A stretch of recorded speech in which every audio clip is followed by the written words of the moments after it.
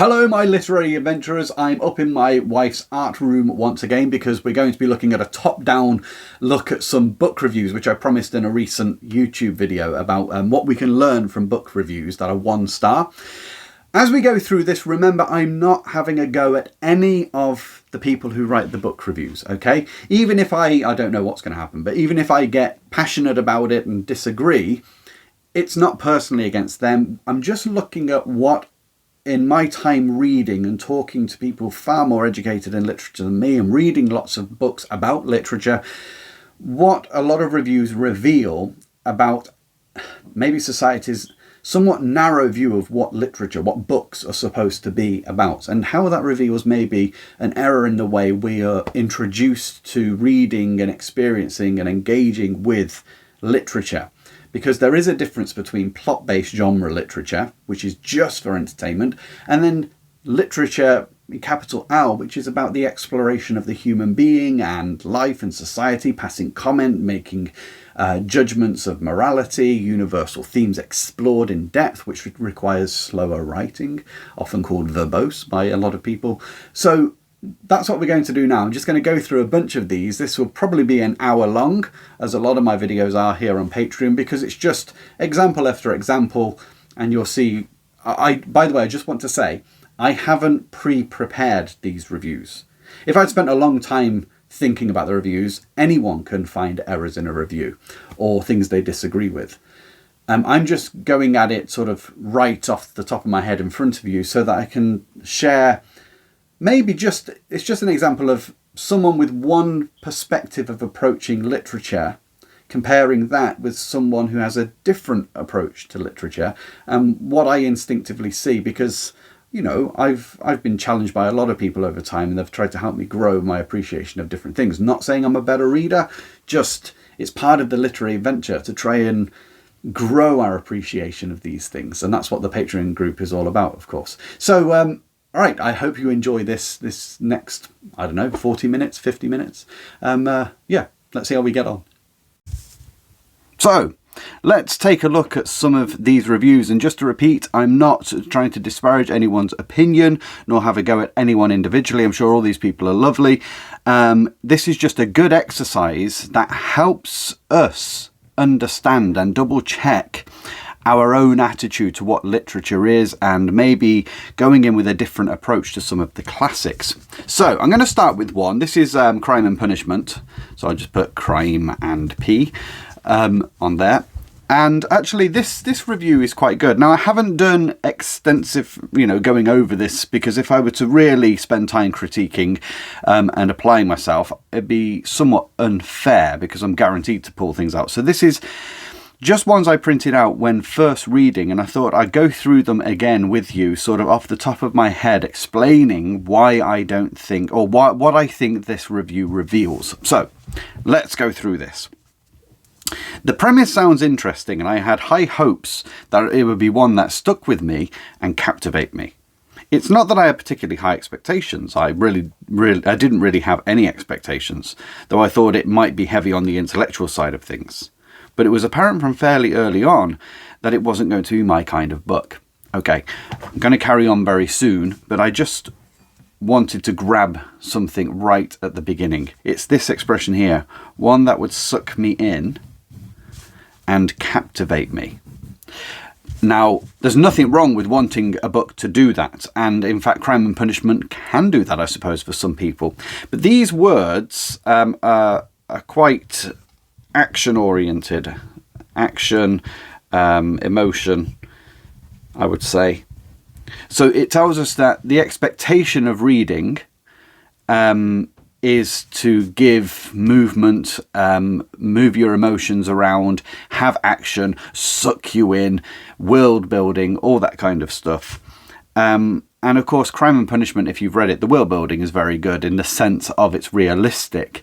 But it's not a book necessarily about drama, about activity. It's not a book full of plot and twist. And so if you come into it with that expectation, then of course that's why Crime and Punishment is going to let you down. Anyway, so far, so good. It's just, I really like this. The premise sounds interesting, and it's a personal expression rather than overly strident. So we get a quick summary here of the book. It's Petersburg. A young student, Raskolnikov, is pawning his only valuables to an old crone, Alyona Ivanova, who lives in a small apartment with her sister Lizaveta.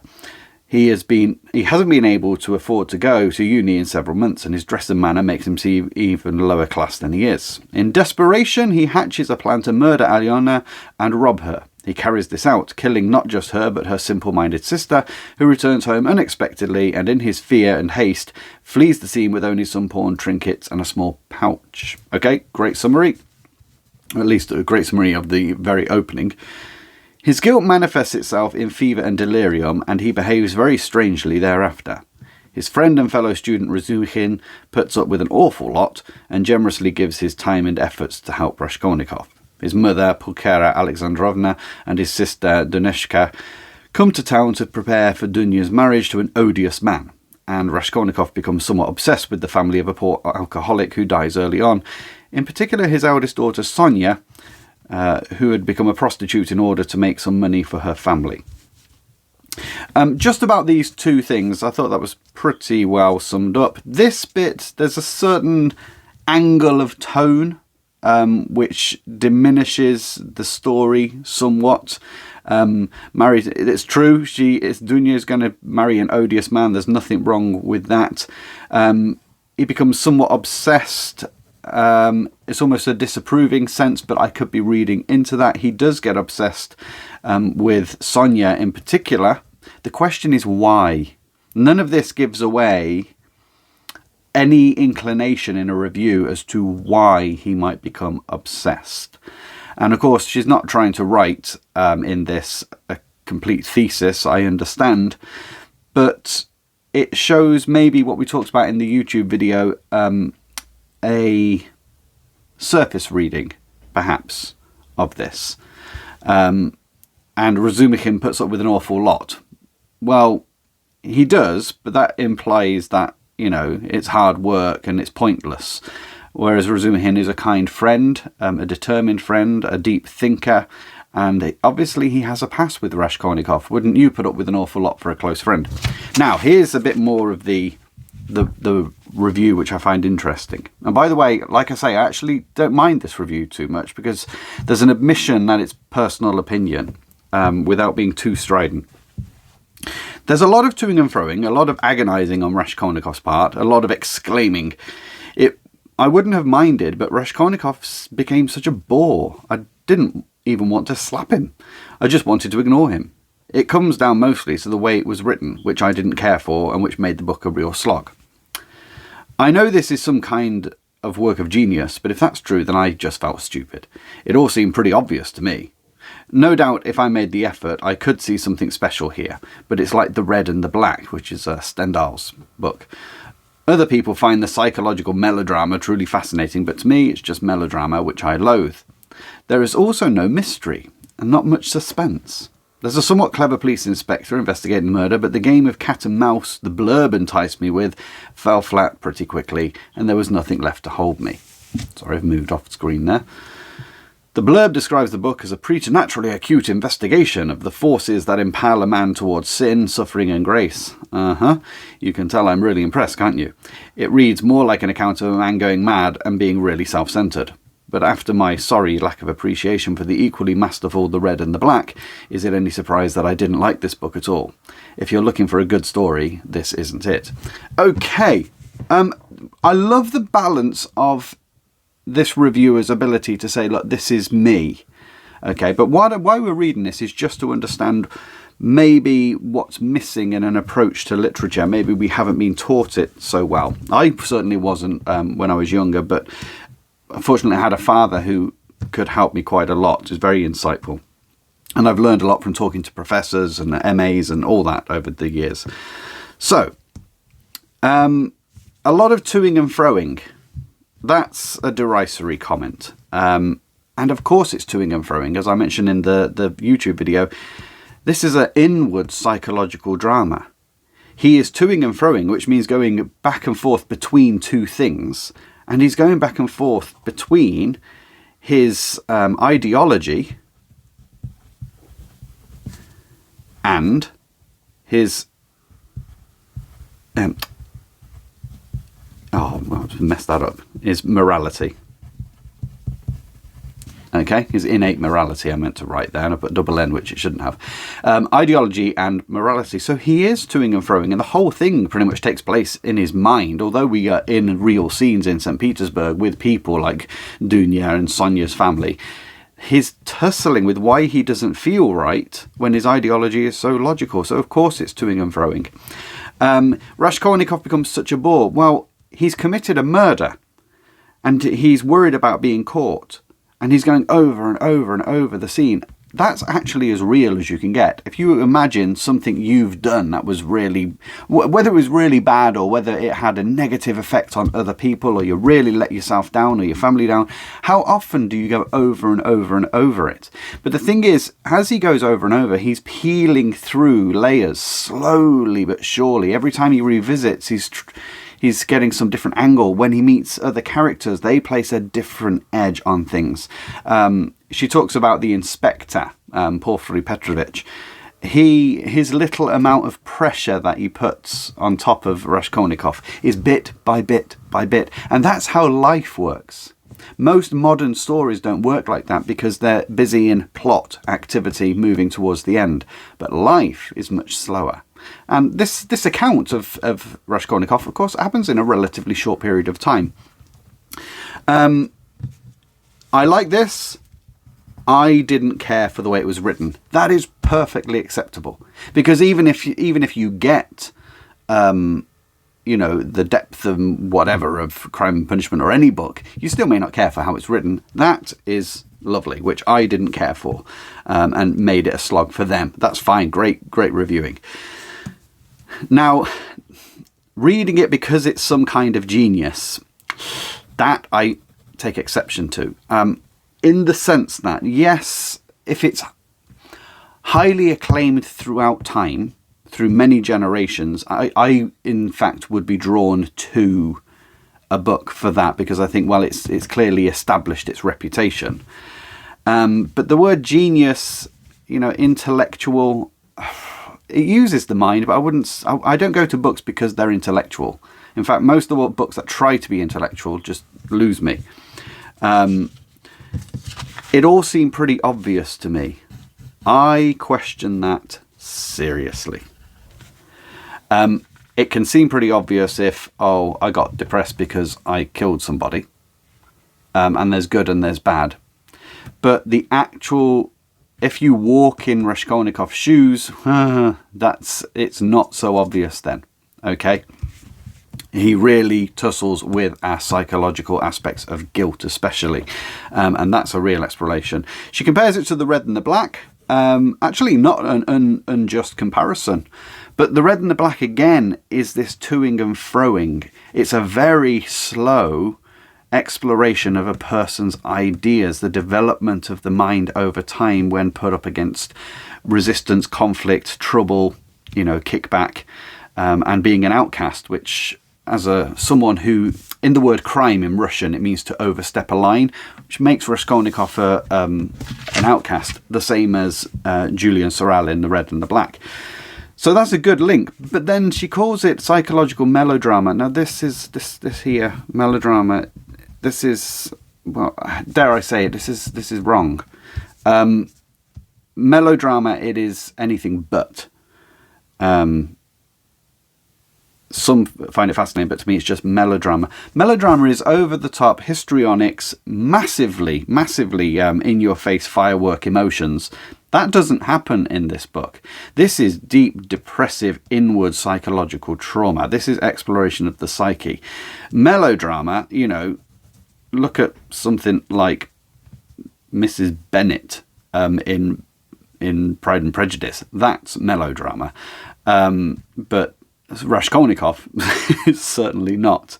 Here's the real giveaway about what's being expected in a book. There's no mystery, suspense, and then cat and mouse.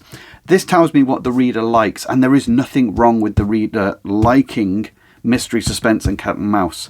But if you expect a book has to have these things, or should have these things in order to qualify as a good book, then you're not going to get a lot from the classics. And that shows a not from the reader's perspective, it just shows a narrow introduction to literature. Literature is just a story. Literature is just books. It's not. Literature tends to like literature as opposed to just reading. Good literature is about an exploration of the world, of the person, of society, of morals, of ethics, of universal issues, and a real close look into them. So, just stories are not those things. It's art, literature is. So it's trying to replicate nature. And then, I love this. The blurb describes it, and blurbs are wicked. They try to hype everything up in a blurb, and so I don't disagree with her at all here. She's not impressed. That's not a problem either. If you're looking for a good story, this isn't it. That one, I question mark that, but we understand why, because a story to this reviewer is mystery, suspense, cat and mouse. Actually, probably the opposite of loathing melodrama. Probably actually having a bit of melodrama would appeal in this situation. So that was the first one and the most extensive one. I hope you've stuck with me this far, because we're going into some shorter reviews now. My next one I absolutely love. So we'll start here. Okay. This is about Great Expectations, GE. Let's just read what this has to say. Okay. Dickens is a jerk. Nobody likes his stuff. They're just afraid to say it because he's supposed to be classy. The man got paid by the word, for crying out loud. Imagine if I got paid to write marching band drill by the dot. I'd write a page for every 4 counts of music. What would I produce? A ridiculous tome, I think that's meant to be tome, that nobody will ever get through, and if they ever did, it would be way too hard and too much work. And of course, if you actually did it, you would have to say that it was wonderful, otherwise you would look like an idiot. Like when you buy a new car and somebody asks if you're happy with it, nobody says, no, I just spent 30 grand on a pile of rubbish. Thus concludes my critique of Dickens. Those of you young enough can feel free to plagiarise it for your college essays. Love it! I love this phrase at the end. I love the tongue-in-cheekness of it all. However, there is a stridency and a dogmatism about this, which is not all tongue-in-cheek. And so it's actually wonderful, because this actually reveals in stark colours what a lot of people think when going into a book. Dickens is a jerk. You're welcome to that opinion. Nobody likes his stuff. Well, that's obviously wrong. You're talking to someone here who's reviewing it who absolutely loves Dickens, and not because he's a classic, just because I love Dickens. They're afraid to say it because he's supposed to be classy. This is interesting. This is said an awful lot by people. Obviously, a lot of us don't like people being pretentious, but actually it's hugely condescending to call other people pretentious because they get something from a book you don't. And a book that has clearly established itself over the course of, 170 years, has been beloved again and again, and multiple films have been made of it. It's clearly enjoyed. But this statement, this person could easily back out and say, I was only joking. This isn't a joke statement. They do think people say it just to put on pretenses. So that's incorrect. But then with such a negative attitude, how do you... with such a dogmatic and strident attitude, if I don't like something, therefore it is a terrible book, how would you ever review a book accurately? Next line. The man got paid by the word, for crying out loud. This is true, but false. He got paid by the word, but I have explained in my video Myths About Literature that being paid by the word... this thing has become a bit of cant, non-thinking. It sounds good, so I'll pick it up and I'll sound intelligent. Actually, by repeating this, you never sound clever, because anyone that studied it knows that people wouldn't read an instalment by an author who tries to stretch out everything just for the sake of it. Many, many, many, many authors in the 19th century never succeeded because in instalments, in newspapers, people didn't keep reading, and so the newspapers scrapped you. You had to hold people's attention. You had to engage them. You had to move them emotionally. And so Dickens does not just put in loads of words because he's going to get paid, because people wouldn't read. Reason he uses a lot of words is he uses rhetoric, which is something people are a bit more familiar with back then. Even the poor were. It creates emotion, it creates tone. He's describing places to a world of people that don't travel. People who want to be in London and see all the sounds and hear all the sounds and see all the sights and know the different kinds of characters and go into the slums and the dark alleyways and go into the rooms of lawyers and high polloi people. So this here is absolute garbage, okay? Which is just picked up. And going along with that, this is a frequently said something. So I don't like this. It gives a great analogy if he got paid to do by the dot. But the thing is, no one would pay him because no one would ever play his music. Same with Dickens. And then the rest is all based off wrong assumptions. So if you start with the false assumption at the beginning, the rest of what you say isn't going to count. This tells me that they're not used to explorative books, detailed and nuanced development of character, because it's not a plot-driven book. And because it's character-based, it has to plod, because we're developing Pip. We're looking at Pip's development through his time. He changes a lot. He takes in a lot of thoughts and has to internalise them. And there's also a good reason for all the other characters. So, yes, do you see what we get from this? There's a lot of just picked up comments, which is a real... For all of us, we should double check. If we're saying something that's commonly said, we should check why it's said and whether it's accurate.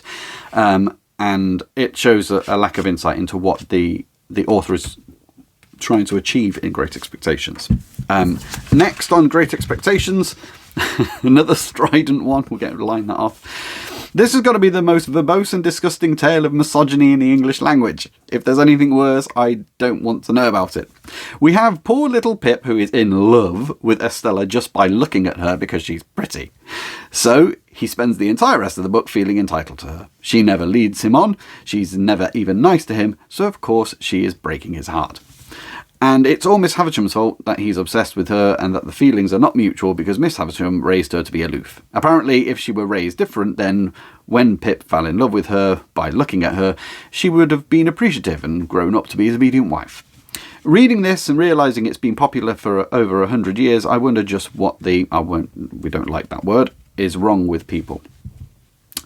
Using this word in a review means you've actually lost your sense of balance. Then I read this story was based on Dickens' life. He was shunned by some girl and never got over it. He had no idea what love meant and how it was different from obsession. He went on to leave his wife after she gave him 10 children and have an affair with a teenage girl. Thank goodness his lust was reciprocated by that girl child, or we'd have yet another autobiographical novel about a friend-zoning wench. That's actually really funny. I love that. So let's get this... let's just see what I can think of off the top of my head on this. Verbose. Excessively used word. Verbose tends to mean taking more time than is necessary to get to the point.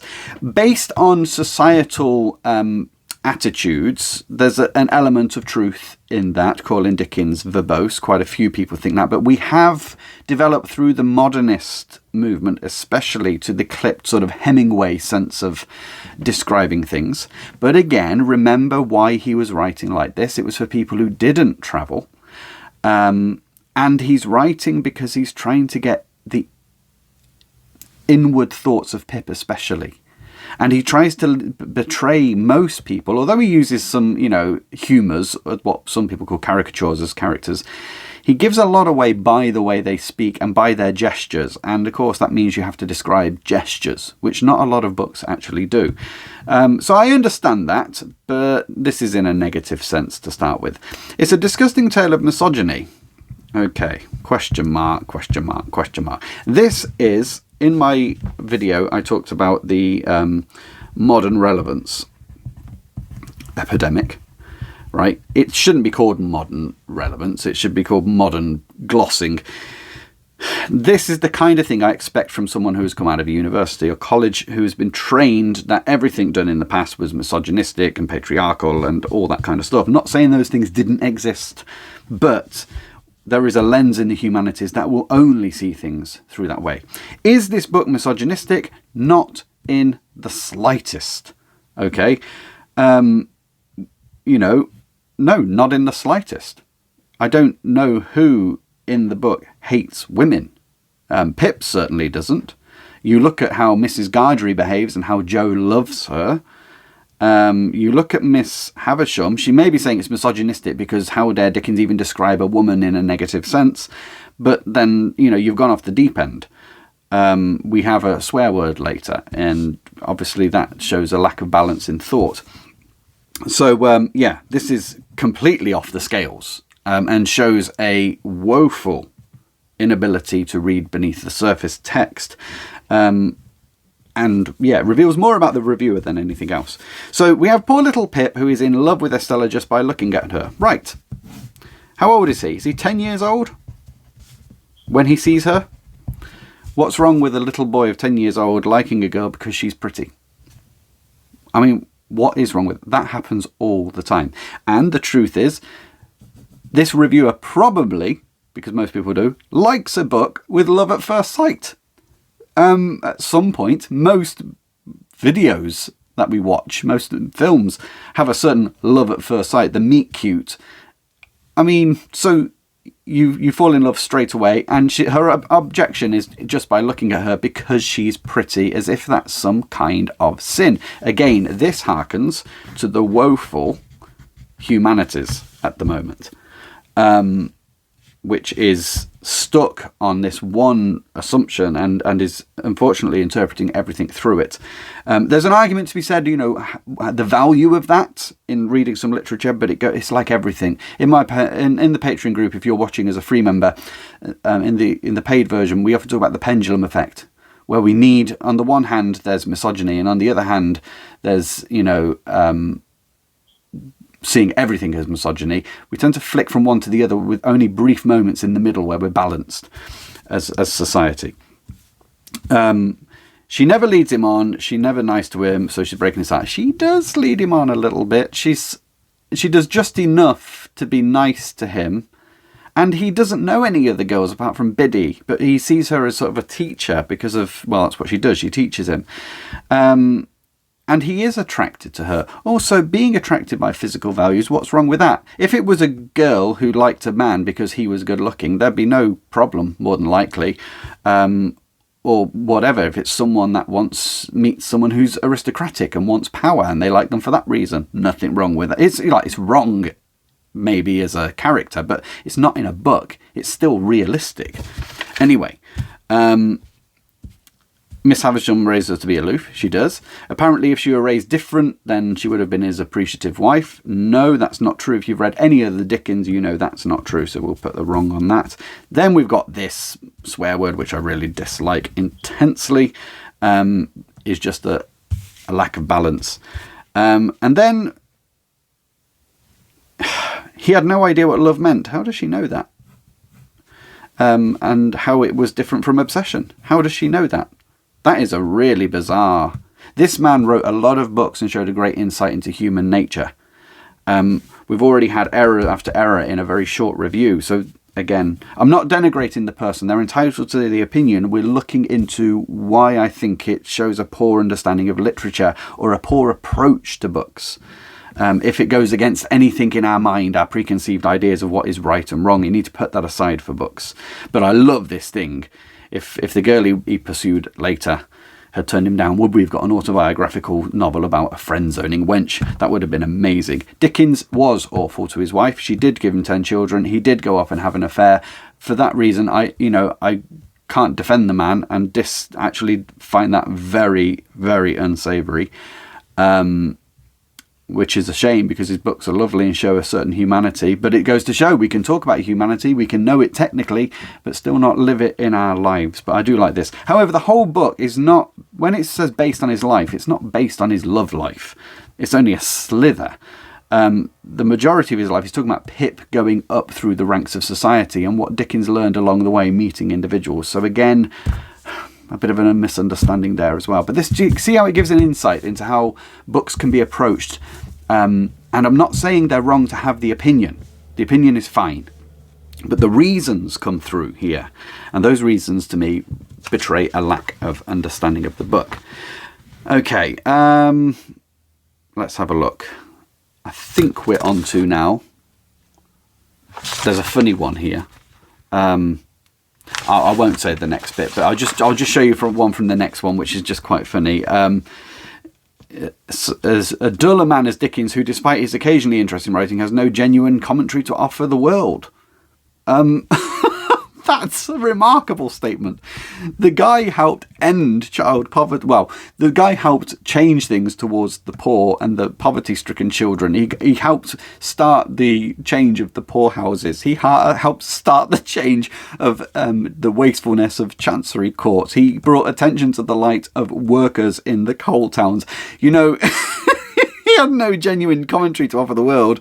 Is a bit of a clanger to drop in a review, and maybe that just says that the person may, we don't always stop and read deeply into books because we're just racing through, and in which case, yeah, fair enough. But yeah, I'm not I'm not sure where they got this idea from, and it shows too confident an opinion that you already know everything you need to know, and so you read a book, and with your intelligence you can judge the book because you know more than the author.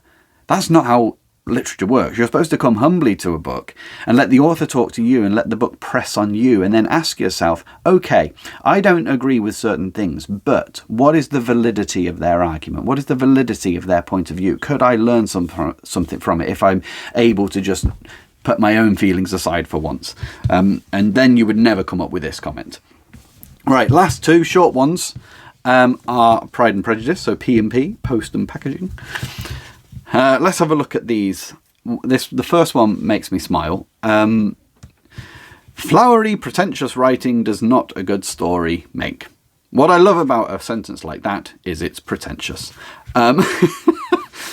Austen created stiff, one-dimensional characters, brought them to life as much as she could in a boring plot, and had two of them fall in love somehow. No one writes romance colder than Austen did. As for the assertion that this is satire, I strongly disagree. The mark of satire is that it's very obviously facetious, such as the supreme and modest proposal. Pride and Prejudice doesn't obviously lampoon anyone or anything. Either Austen intended to write satire and failed, or she didn't, and discriminating readers claim it is to make themselves feel better about having read and enjoyed a straight-up romance. Readers wanting a classic with a plot that's actually interesting should grab Jane Eyre instead. Bronte is far and away a better writer and storyteller, and her storytelling intent is clear. Okay, short review, reveals a fair bit. Again, the opinion, absolutely fine. You don't like it, you find it thin and insipid. Even Austen said it was sparkling light and frothy. But there is a lot more to it than this. So, one-dimensional characters, question mark. Elizabeth Bennet and Mr. Darcy both have quite deep natures, because we start with Mr. Darcy in one way and we get a development of him into something else. We start with an extraordinarily strong character in Elizabeth Bennet, a deep thinker, a free thinker, sort of gets rid of some of the social conventions, tramping across fields to visit a higher class group of people and turning up with muddy skirts. That may not sound much today, but it was back then. She is exceptionally good at repartee, as indeed is Mr. Darcy when we see him at the drawing room with his sisters, with Bingley's sisters. There's astute observation. There's an awful lot that goes on with these characters, and they develop as well, and they interact, and they think about others. That, I don't know how they define dimensions. This is a word that, again, this is a canting word. People use it one-dimensional because all that means, right, one-dimensional equals bad, okay? Try and explain how it's one-dimensional. If you said that about some of Dickens' characters, of course, because they're humours. But this is just a way to say I don't like it. Boring plot. Now that's interesting. You see this word? It keeps coming in. So, plot, genre fiction, which there's nothing wrong with it. I love genre fiction, is plot-based. So the idea is to move you through, to keep you on a momentum, a roller coaster, to get you out of your everyday life, which doesn't have a plot and which just proceeds slowly and methodically. Now, this does have a plot, Pride and Prejudice, of course it does. Is it a boring plot? A man and a woman falling in love despite obstacles? No. In fact, every plot is that, but dressed in different ways. Austen's intent is to do that and to ridicule lots of conventions and norms in her society, including the fact that she makes Elizabeth Bennet so intelligent and forthright is really refreshing. Many a girl was in the day, but in certain society, in certain situations, they couldn't show it. So here we get to see the inner life of a very intelligent woman. Anyway, moving on. This is the greatest bit. As for the assertion that this is satire, I strongly disagree. The mark of satire is it's obviously facetious. Pride and Prejudice doesn't obviously lampoon anyone or anything. If it's satire, it failed, or etc. What's so funny about this? You couldn't write a more satirical review. Because that reads like satire. The explanation of why Jane Austen isn't satire. Because Jane Austen clearly is satirical. For instance, let's just take Mrs. Bennet, okay? Her mother, Mrs. B. She is a satire of sensibility, which was common in the age, which was to you show your high standing and your great character worth by over emotional responses to everything. Okay, it was a dying attitude which was in the older generation, and she's mocking it. In fact, it's mocked in Sense and Sensibility as well, with the character of Marianne. So that's one thing. The Pride and the Prejudice. Okay, so the mocking of prejudice comes through Darcy. Everyone talks about Darcy as being the proud one. His conduct, when we find out the character he is in the past, that's not a proud person that does all the things that Darcy's done in the past. He is prejudiced because of social convention. The reason he doesn't want to dance is a bit of self-consciousness. The reason he knows he shouldn't marry Elizabeth is because, strictly speaking, that in the Regency you wouldn't marry someone beneath your station. It just wasn't done and brought a lot of kickback. So he's the satirizing of prejudice. Then there's the satirizing of pride with Elizabeth Bennet, who judges a man without knowing anything about him, just on the basic forms that you see in a ballroom, in a dance. And again, that was done, a highly gossipy age. He's satirizing. If you look at Mr. Collins, the clergyman, pure satire. Do you need to obviously lampoon in satire? No, that's a misunderstanding of satire. That's just using the sort of Jonathan Swift motif. Part of satire is irony, okay? Irony and satire go very close together, and irony is subtle, okay? So all that about it not being satirical makes this quite a satirical review if it was intentional. And then a comparison between classic with a plot. Again, this issue here, what literature should be. This is a critique of society as well as a little plot. Jane Eyre, fantastic. Can't argue with her. Great. Is she a better writer and storyteller? I doubt it very much. They're very different approaches and styles. That's simply a case of saying I prefer one style to the other. and thinking in terms then of the way to know if a book is good is if I enjoy it. That's not how to know a book is good. The worst way to review a book is purely by your own enjoyment. Unless you're going, this is a review of just how I feel about a book and has nothing to say about the merit of the book. That would be different.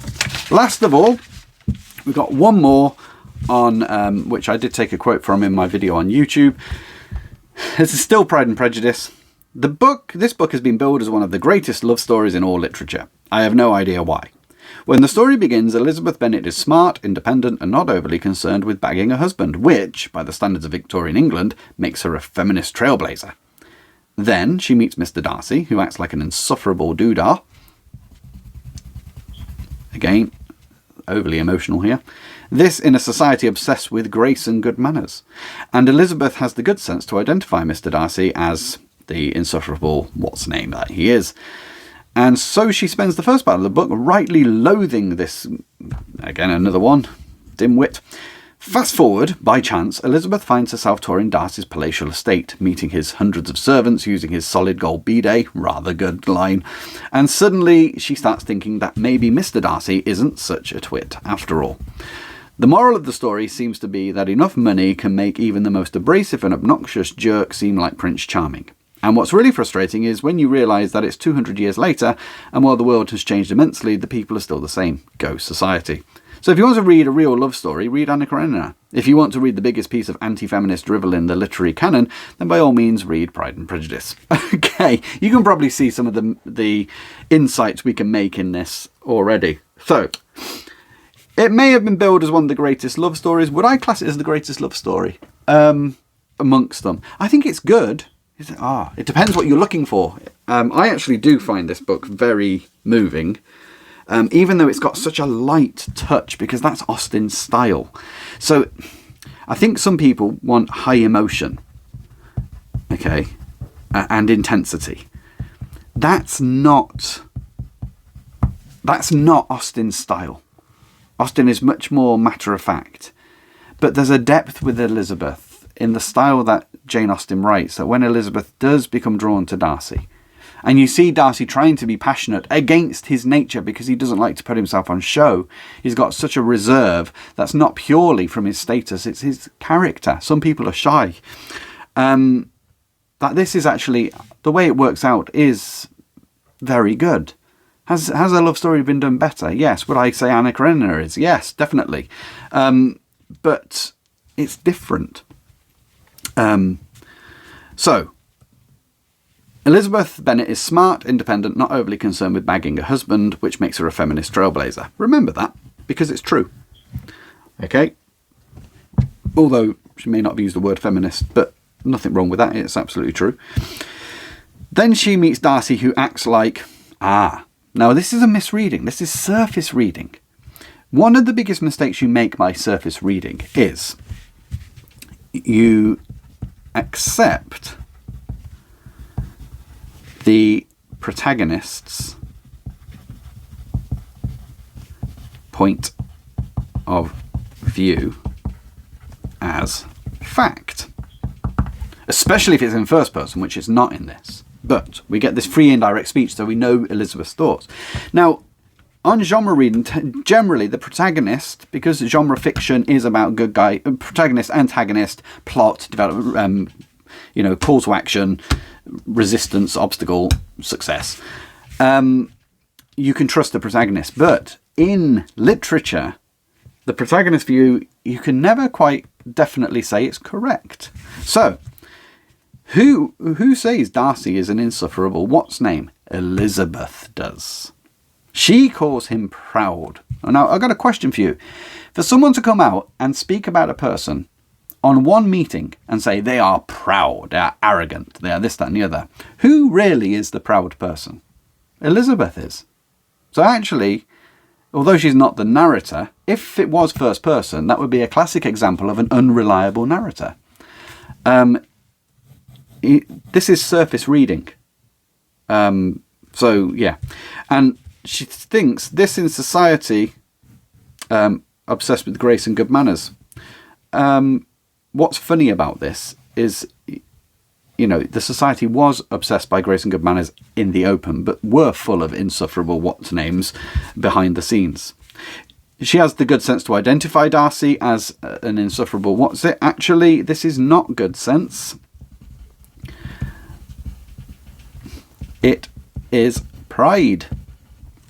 She feels slighted because she is a very intelligent, independent girl. I can understand, you know, maybe in the day that you can be... Jane Austen probably found a lot of herself in Elizabeth Bennet. And Jane Austen was acutely aware that she too made errors of judgment. So this isn't good sense to identify Darcy as an idiot, because he's not. We learn later he has a whole backstory in which he is wonderful to all of his servants, to his sister. He helped Wickham in the past, who was an absolute terror. And if she's got good sense, why would she go after Wickham? Okay, Wickham acts the opposite to Darcy and she falls for it. So, and he's the bad guy. So actually, again, this is an unreliable source to interpret Darcy through. This is surface reading. She rightly loathes him. I'm not sure that's correct to say loathe people. We are led to, which is good writing, to lead us so that we can have the emotional change with her. Now, fast forward, by chance, she's in his palatial estate, Pemberley. That's true. She meets his servants, his solid gold B-day. I love this in reviews. I love this. Suddenly, she starts thinking that maybe Mr. Darcy isn't such a thingy after all. Actually, no, she doesn't. No, she simply makes the comment, to think of all this, I could have been mistress. It's a nice thought. Would you like to think that maybe, wow, even though he's a complete wally, I could have actually been over all this? How wonderful a life would that have been compared to the potential loss of my home as it currently stands? Okay, and I could have looked after my family. Is there anything wrong with thinking that? But she doesn't think he isn't such a bad guy, except that the servants are telling a story about Darcy which she's never seen. And she's heard other little things as well, and she has had a few more interactions with Darcy which slowly may have softened her. You know, his attention to his sister, for instance. So, but she's not thinking, oh, I've made a mistake, I'm going to go after him. But that's what this reviewer thinks. Oh, now he's rich, I'll go after him. No. She comes to learn when she meets Darcy at the end of this. He takes her aunt and uncle. He treats them to a proper tour. He arranges for the uncle to go fishing with him without Elizabeth around while they're on their holiday. He's all ease and grace, she says. He is an introverted, shy character in company where he doesn't know many people. Now in his own setting, he's much more nice. Later on, she finds out that he is the one that stands in to get Wickham married to her annoying sister, Lydia. He's the one that pays all the debts off. You know, the guy is a great, great guy. Now, you may want to be independent and all that kind of stuff, and I'm sure Elizabeth was happy, but if you meet someone you actually fall in love with, what is wrong with falling in love with them? This is an exceptionally prejudiced piece, it's both Proud and Prejudice, piece of interpretation. Anti-feminist drivel. This is cant. It's part of the modern relevance, humanities movement. It's almost like if a woman doesn't do the Xena warrior princess, then the book is anti-feminist, for some people. Most feminists understand quite clearly what feminism is, but this, unfortunately, does great injustice and harm, I would say, to art, because it's far too strident, and it's just picking up what lots of people say. Again, try and define this, it probably wouldn't be defined well, and it just equals bad. You know, what can you do with that? But what's interesting about this is just my attitude, how I respond to things. And I'm sure every person in here is a lovely person. I've got no problem with that. Their opinions are valid. But what we've been looking for is how our opinions are formed. What do these things reveal about the way our opinions are formed, especially of literature, that maybe reveals too narrow a view or a lack of training at early age on how to read different kinds of literature, how to read with, as I always call it, the determination to be impressed rather than to pass judgment. And so I hope you've enjoyed this video. Let me know your thoughts down below. And until the next time, I wish you joy in whatever you read.